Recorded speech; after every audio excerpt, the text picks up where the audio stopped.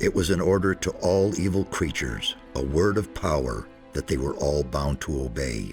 His last order was, "Come," and they came, all of them, even the dragons.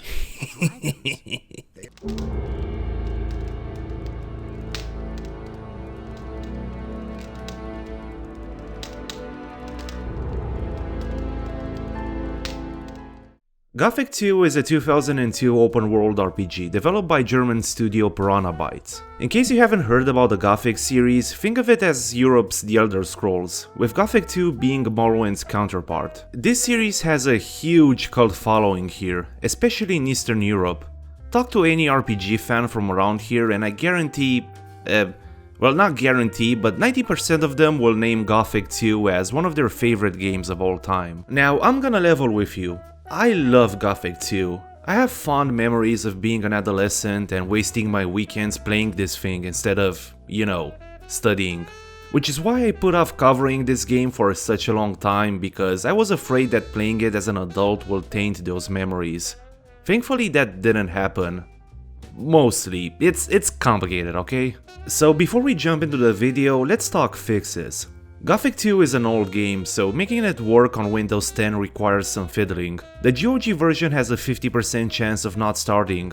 I pulled that percentage out of my ass, but for me it just didn't work. So let's fix that. For the sake of clarity, I'm gonna assume you own Gothic 2 Gold Edition, which comes with the expansion The Night of the Raven included.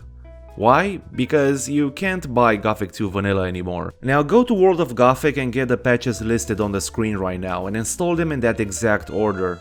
I'll leave links to all the patches in the description as well as an installation guide. And that's it, you're good to go. The fixes had a pretty comprehensive set of graphical settings. I don't know what most of these even mean, but you can do this, so, One more thing before we start. The Night of the Raven expansion pack brought a lot of gameplay changes, which extend to the vanilla campaign as well. The expansion is so ingrained into the vanilla version to the point that it makes talking about it separately quite redundant. So, unless otherwise specified, I'm gonna talk about the game as a whole.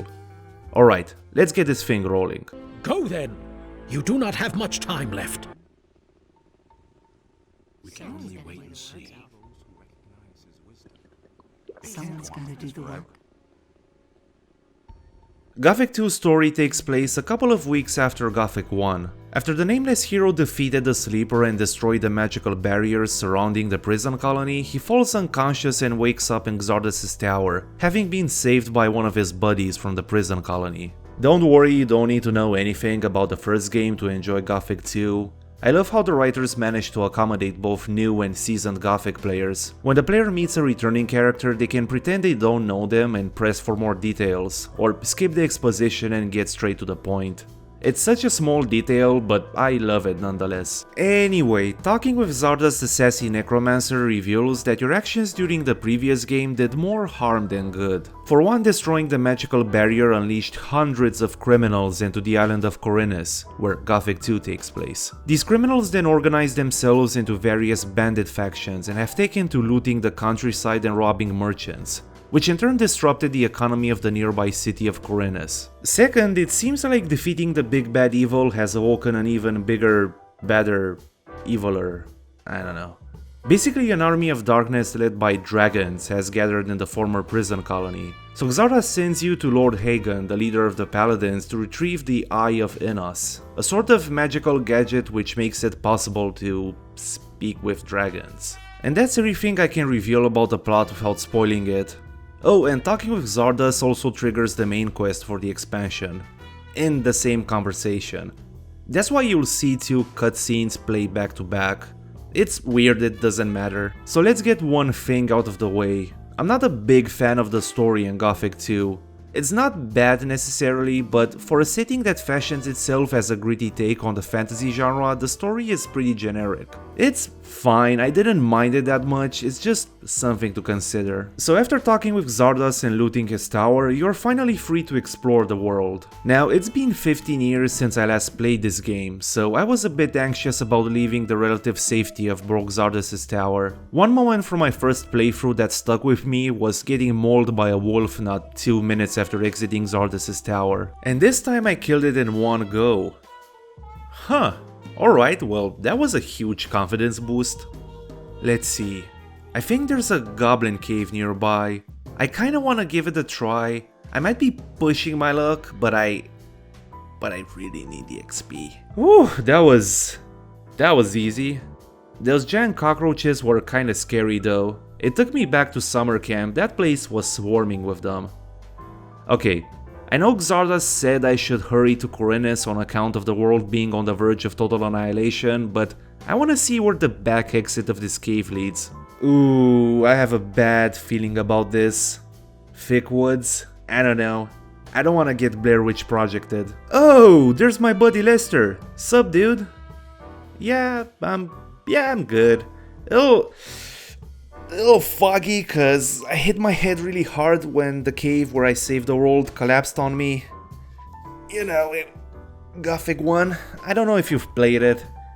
Oh, you were in it. Xardas? Oh, yeah, he's around. You can go visit him in his tower. Heads up, I think the old man's losing it. He kept babbling about dragons and magic and the world being in danger. I think we might have to consider some new, arrangements. I heard they have a pretty nice retirement home in Corinnes. I would cover like half the cost. It's no biggie. What's that? Maybe we should ask his daughter about this? Well, about that, this is kind of awkward. Remember that time when she came home with her new work boyfriend?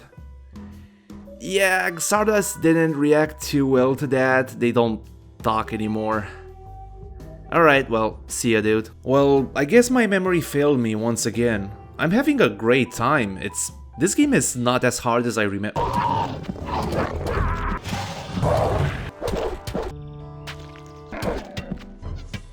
You deserve that, lowlife!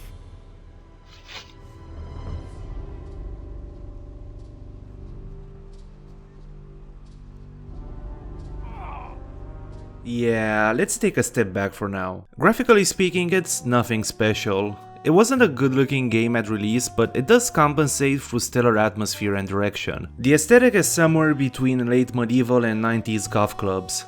He looks like a paladin. This is surely a mage. Him, he is either a dragon hunter or a Faith and Muse stan. The monster designs are pretty creative. You'll be fighting both regular fantasy mainstays such as orcs, lizardmen, skeletons, harpies and wargs, but also giant mole rats and these things.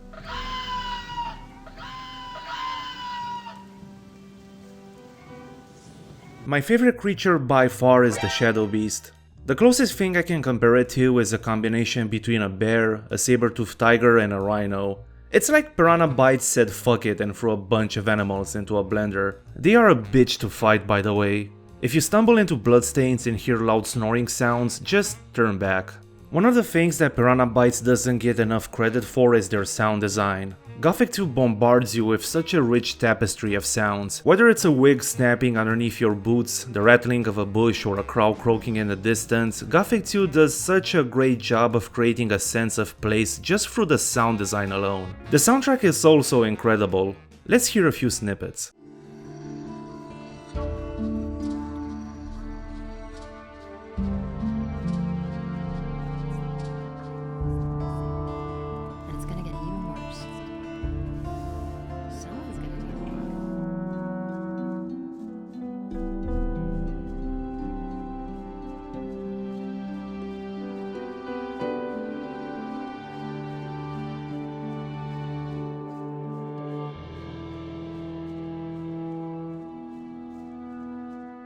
Gothic 2 does have a generous amount of jank. I wouldn't necessarily call it the jankiest game I've ever played, but it's up there. Nothing game breaking though. NPC pathfinding is a little fucky sometimes and some of them have glitchy, mouths. There is also a fair amount of bugs. Bar patrons will occasionally do impromptu Lowry cosplays. This goblin here apparently led the Death Grips cover band.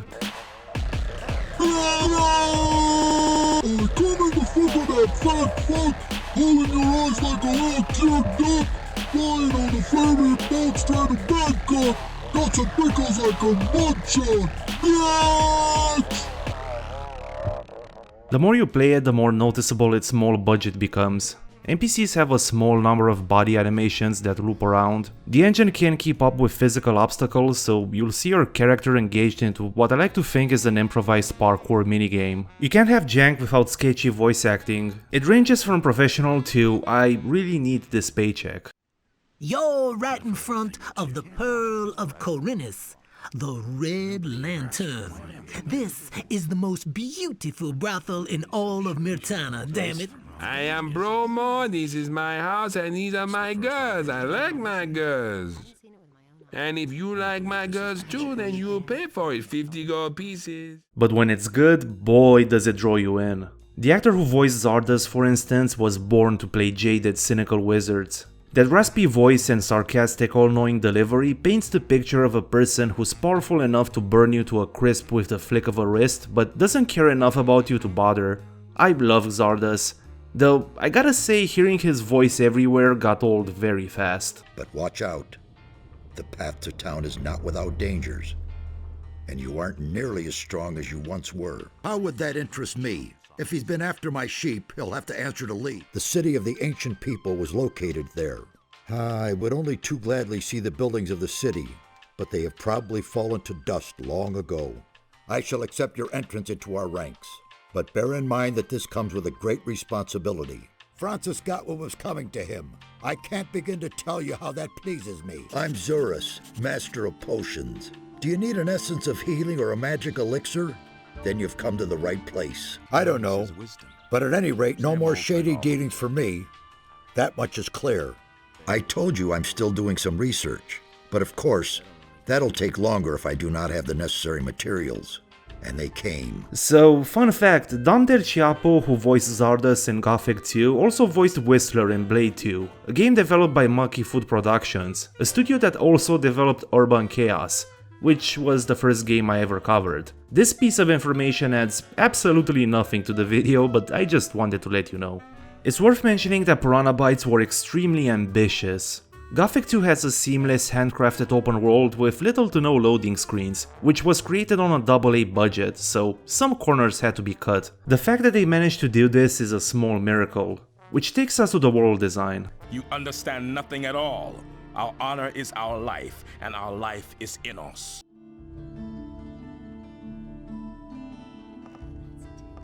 If I were to describe Gothic 2 in one word, that would be immersive. I know immersion is one of those words that gets thrown around a lot to the point that it's become a cliche, but Gothic 2 really does live up to it.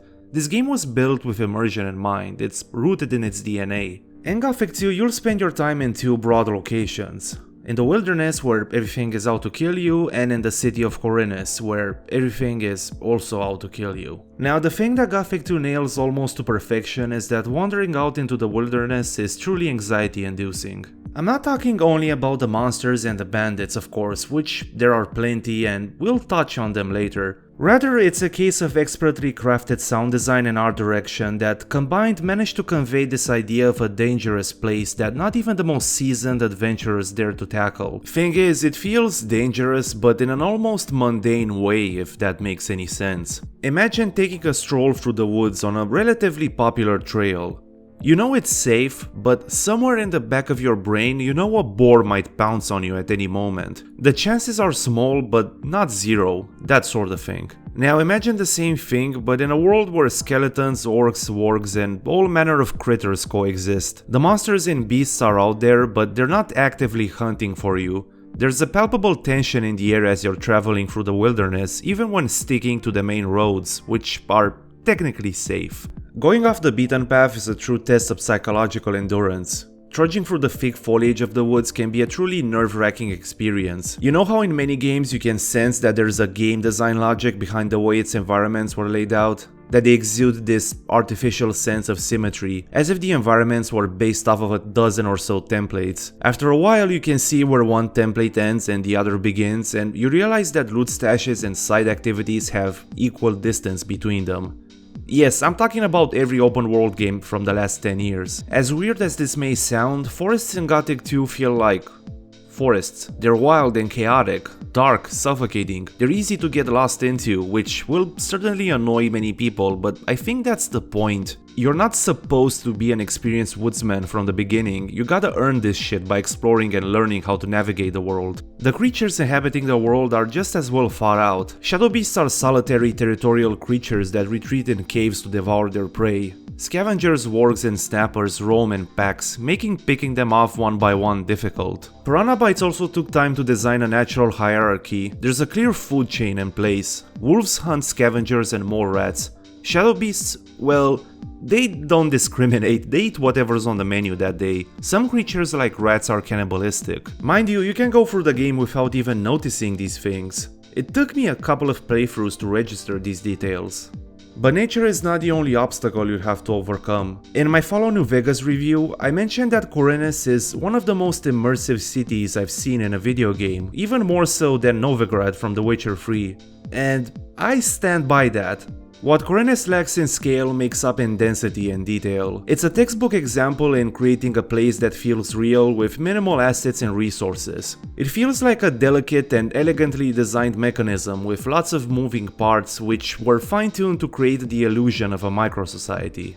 Okay, let me explain. The first thing you'll probably notice is NPC behavior. They'll do their jobs during the day and retreat to taverns and public places come evening to wind off. They'll engage in chatter with one another, take lunch breaks. Sure, it's not on the same level as more modern games, but for its time, it's truly astonishing.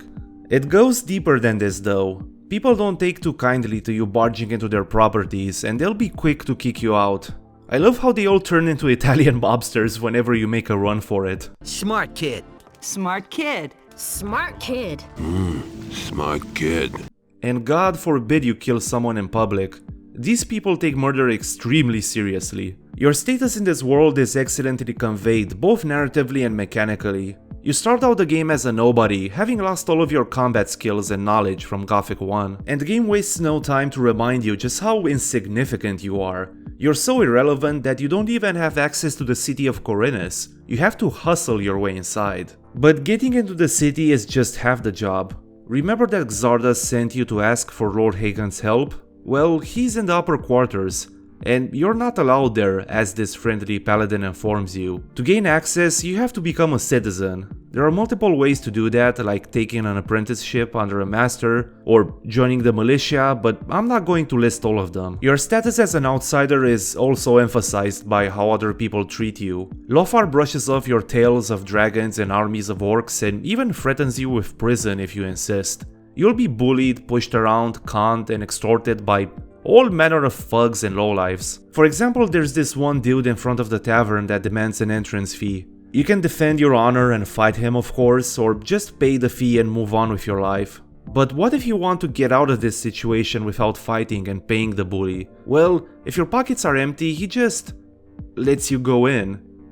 I know, right? It's so obvious when you think about it. Not all problems are as easy to overcome though. You'll get roughed up a lot in this game. I bet you felt invincible after clearing out the goblin cave near Xardas' tower, but I'm sorry to tell you, being beaten up and robbed by some random thugs in the harbor district is the actual rite of passage. That's why it's all the more satisfying when you manage to take revenge against your bullies. At that point you'll also start subscribing to the game's logic and become a bully yourself. For example, I needed gold to buy a few potions for my expedition. No problem, I can hunt a few wolves and sell the skins to my master, but I don't roll like that. So I went to the city's loan shark, borrowed 100 gold, knocked him out, stole his shit, killed him and took a nap in his bed. Mind you, there are probably easier ways to go about this, but hey, I was just too jaded at that point. There is a very clear, fleshed out logic behind Gothic 2's world design, which the game invites you to partake in and find creative solutions to survive. What surprised me is that the logic and the laws governing this world don't feel gamey at all. I mentioned earlier that many characters will try to con you. For instance, one way to enter Khorinis is to pose as a farmer who has business with Herod, the blacksmith. For that I needed the appropriate clothes, which I obtained by running a few errands for a farmer. Right before reaching the gates of the city, I was approached by this heavy accented and totally not a pirate dude named Greg. He'd been trying in vain to set foot in the city and asked me to find a way. I presented him with the options I'd been offered so far, like bribing the guards or collecting 10 herbs and posing as an alchemist, but he refused. So, like the dumbass I was, I just gave him the clothes. My thinking here was that the game would reward my kindness and unwarranted altruism by immediately offering me an alternative option to enter the city. But no, I had just donated my only ticket to the city to the first stranger that asked for it. I just played myself into homelessness. There are many moments like this that hit a little too close to home, where the game punishes players for their naivete or, like in the following example, my greed. Following a bet with Raoul, a member of the mercenaries, I traveled to the far reaches of the map and killed the black troll. Just so you realize how significant that feat was, it's the only monster physically marked on the map. So I went back to Raoul and he offered me 500 gold pieces and free healing potions for its hide. A pretty sweet deal, especially since I desperately needed the cash. But I got greedy and tried to upsell him. And you know what he said? "Oh, you don't want the money? Well, fuck you then, you ain't getting any and I'ma keep the hide. I don't have time for your shit."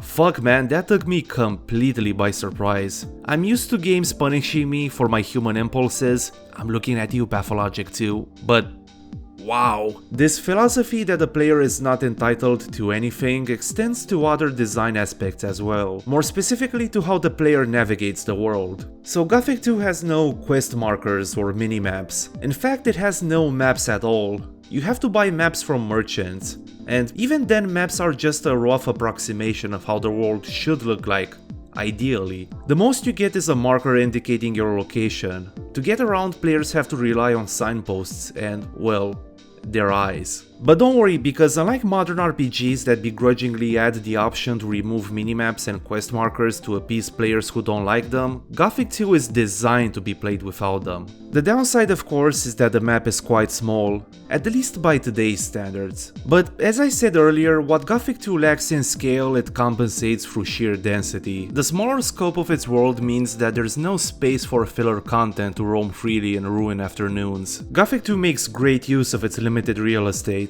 Everywhere you look, there's something to find, a monster to kill, a quest to pick up, or a chest to loot. Like, I was looking for a couple of healing herbs to brew a potion, and hey, there is a cave hidden behind the foliage. And that without accounting for all the secrets, which there are many. And as archaic as this world design might feel to some people, I was shocked by how intuitive it felt to me. What's funny is that those maps can become obsolete sooner than you might think. I stopped using them after the third chapter or so, because by that point I had learned how to orientate myself through landmarks. What shocked me was how much I remembered, even after 15 years since my previous playthrough. As soon as I started my current campaign and finished talking with Zardas, I entered into this almost frenzy-like state and rushed to collect some early game secrets. I know that there's a secret button on Zardas' fireplace that unlocks the portcullis near him, that there's a secret stash of loot behind his tower that you can only reach by climbing a cliff nearby, that you can find an early game bow in a meadow across the pond near Xardus' tower. I did all of these things without even thinking. I don't wanna be one of those "they don't make them like this anymore" people, but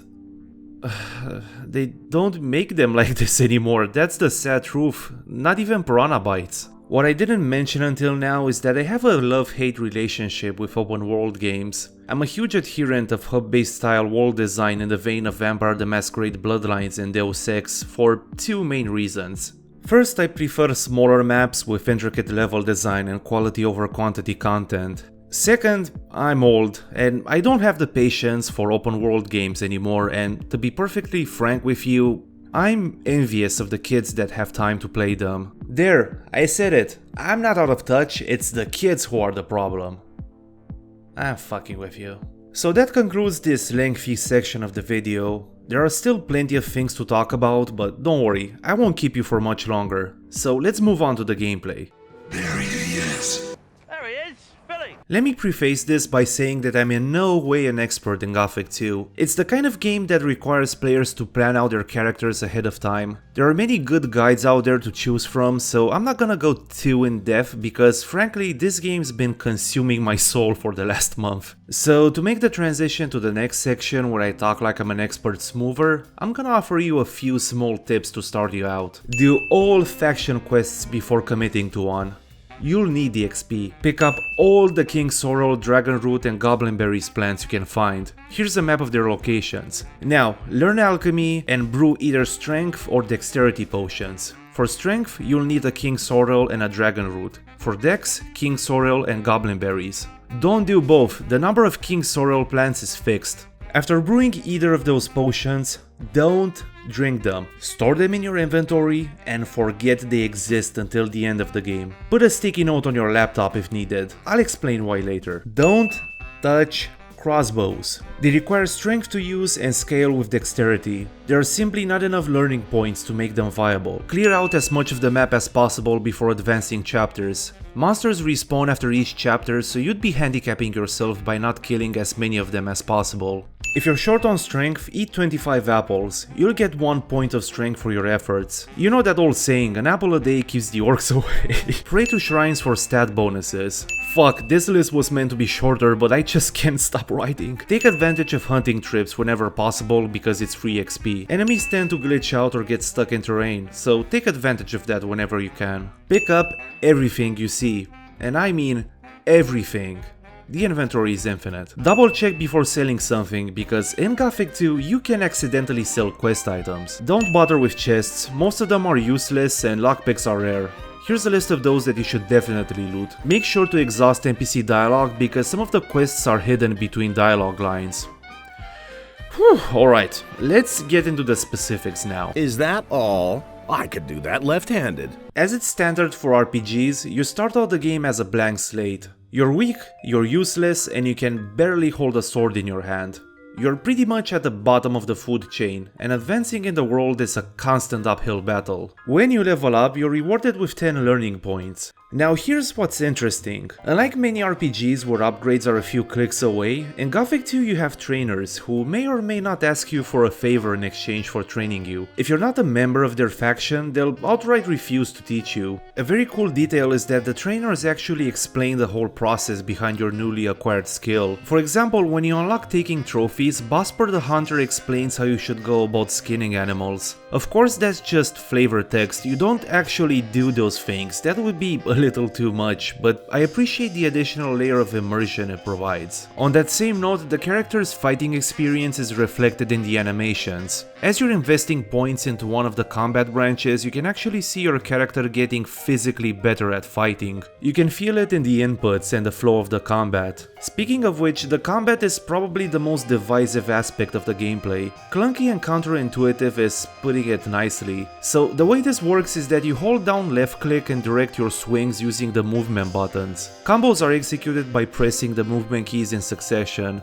The timing can be a bit difficult to learn, so I recommend practicing on easier enemies. If you don't like the classic Gothic 1 control scheme, it can be disabled in the menu. Personally, I found the conventional controls clunkier than the Gothic 1 controls, but it's just a matter of personal preference. Classic or conventional control scheme, you'll still die a lot, it's brutally difficult. The way Gothic 2 gates progress is interesting. The difficulty isn't scaled according to the player's level, rather enemies have fixed levels. Technically speaking, you can go wherever you want and kill all enemies at level 1, but it will take a while and they'll probably knock you out in one hit. So by placing high level enemies in strategic locations, the game is elegantly telling players that maybe they should go back and level up a bit before proceeding. I like this system because progression feels meaningful. Leveling up, switching to a new sword, killing your first troll, killing those snappers that tore you to pieces in chapter 1 feels so satisfying. When you join the paladins after hours of doing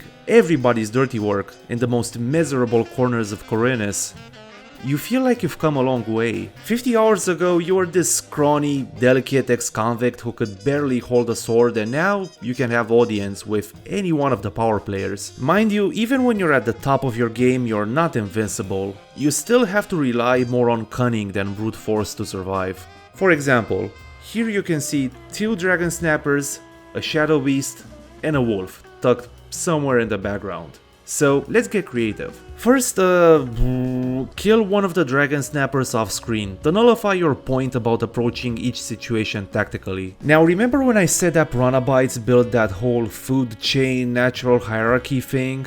Well, you can use those laws of nature to your advantage. Kite the wolf and kill it. Now, lure the shadow beast to the body of the wolf and it'll start devouring it, which will give you ample opportunity to sneak in a few swings at it. Do the same thing to the dragon snapper, and that's it. Congratulations, you just bamboozled nature. The progression system is not perfect though. This would be the perfect time to talk about the Night of the Raven expansion. So apart from adding an entire new location, the expansion brought significant changes to the gameplay. One of them concerned increasing the difficulty. The expansion added more powerful animals and reduced the number of potions and special plants found in the game. But the most significant change was a total revamp of the learning point system. You see, in vanilla Gothic 1, the learning point cost of upgrading was linear throughout the game. The ratio was 1-to-1, as in 1 point of any given skill cost 1 learning point. But now it's incremental. To be perfectly honest with you, I lack the vocabulary and the know-how to explain it, so I'm just gonna show it on the screen. I don't like this new system because it's extremely prone to min-maxing and to grinding. Basically, the more thresholds you exceed, the more you have to grind because upgrading your stats gets ridiculously expensive, meaning you'll be spending more time scouring the map for enemies to farm instead of, you know, just enjoying the game. If you're not making at least a passive attempt at min-maxing, you're effectively handicapping yourself. That's why I told you to put off taking those elixirs as much as possible. Do it only when you're absolutely sure you're not gonna invest any learning points into that particular stat anymore. But even with all these caveats, Gothic 2 still has one of the best progression systems I've ever experienced.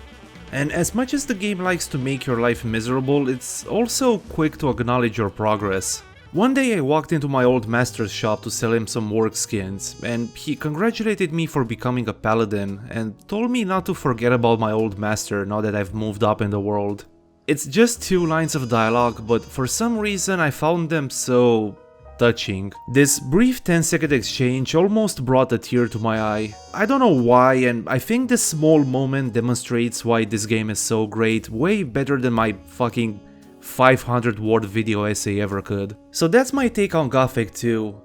What the fuck could I say in the conclusion that I haven't touched on already? It's definitely one of the best games I've ever played, and I'm so happy my fond memories of it were not tainted by this playthrough. It holds up so well, the progression, the world design. It's a truly immersive experience that will suck you in for God knows how many dozens of hours. And it's only $10. So yeah, I guess that's it for today. Thanks for watching. I'll see you next time.